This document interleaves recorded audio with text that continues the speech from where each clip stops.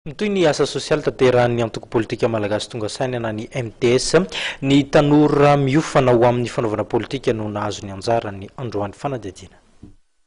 Manana andraikitra goavana amin'ny fametrahana ny demokrasia ny tanora hoy Ramatoa Laingo Rakoto avy amin'ny antoko MTS. Antony izay nambarany fa nitondran'izy ireo ny anjara biriky amin'ny fanohanana ny andiam-piofana ao Frederic Ebert Stiftung.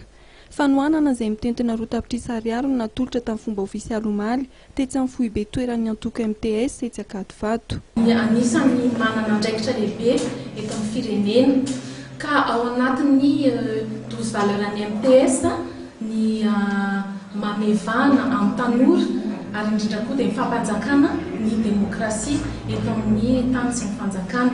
No ireo anton'ireo zany no nanosika an'Andriamatoa Roland Ratsiraka, président national ny MTS, sy ireo mpiara-miasa amin'ny rehetra tsy nisalasala namaly ny antso vao tonga teto ireo promotion WLTP 2013 ireo andray anjara amin'ny fitetikasa izay kasain'izy ireo atao.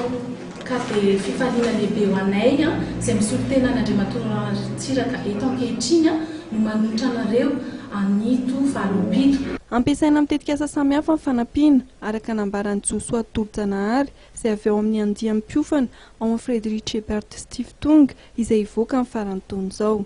Andriamatoa Roland Ratsiraka sy ny antoko MTS amin'izao fandraisana tamin'ny fangatahana izay nataonay taminy satria dia nihaino anay izy araka an'izay tanjona iombonana izay dia ny anova ny toejava-misy eto Madagasikara mba hisian'ny demokrasia sy ny fampandrosoana. Ahitana tanora 420 ao anatin'ity andiana-piofana ao amin'ny Faisa ireto.